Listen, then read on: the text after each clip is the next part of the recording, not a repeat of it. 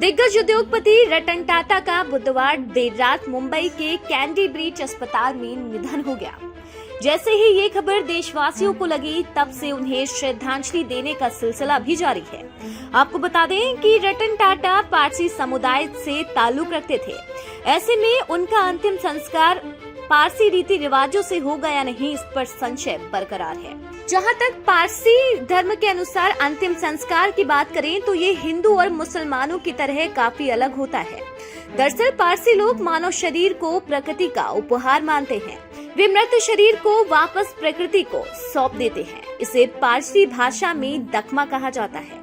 दरअसल पारसी मान्यताओं के अनुसार दफनाने या जलाने से प्रकृति के तत्वों यानी पानी, अग्नि और मिट्टी का अनादर होता है।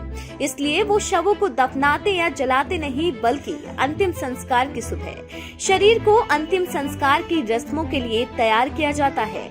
नसीर सलार नामक विशेष धार्मिक नेता, जो मृत शरीरों को संभालने के लिए जिम्मेदार होते हैं, वो शरीर को धोते हैं, उसे पारंपरिक पारसी पोशाक पहनाते हैं। फिर शरीर को सफेद कपड़े में लपेटा जाता है, जिसे पारसी भाषा में सुदरे यानी कपास की शर्ट और कुश्ती कहा जाता है, जो कमर के चारों ओर पहनी जाने वाली एक पवित्र पट्टी होती है। शरीर को उसके अंतिम विशाल स्तर पर ले जाने से पहले पारसी पुजारी प्रार्थना करते हैं और आशीर्वाद देते हैं कि मृतक की आत्मा को मृत्यु के बाद के जीवन में एक सहज परिवर्तन में मदद करने में ये रस्में मदद करती हैं।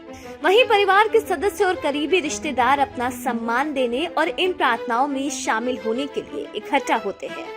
परंपरागत रूप से शरीर को दफमा या मौन के टावर तक ले जाया जाता है, जो विशेष रूप से पारसी अंतिम संस्कार के लिए डिजाइन की गई एक संरचना है। शरीर को दफमा के ऊपर रखा जाता है, जहां गिद्धों से खाते हैं। दरअसल दोक मेनाशिनी नामक ये प्रथा इस विचार पर आधारित है कि शरीर को प्रकृति में वापस लौटा दिया जाए, बिना अग्नि, पृथ्वी या जल के पवित्र तत्वों को प्रदूषित किए। गिद्ध मांस खाते हैं और हड्डियां अंततः टावर के भीतर एक केंद्रीय कुएं में गिर जाती हैं और वो वहां सड़ जाती हैं। अंतिम संस्कार के लिए आधुनिक दृष्टिकोण भी आजकल के बहुत ज्यादा महत्वपूर्ण हो गया है।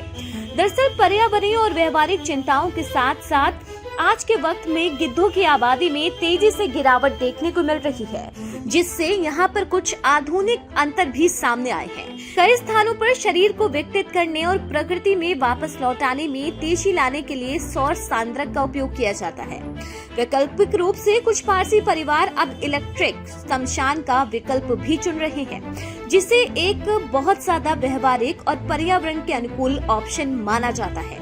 यदि दफमा विधि संभव न हो तो शरीर को विद्युत शमशान में ले जाया जाता है। यहाँ शरीर का अंतिम संस्कार पारसी सिद्धांतों के अनुसार किया जाता है, जिससे पृथ्वी, अग्नि या जल प्रदूषित न हो।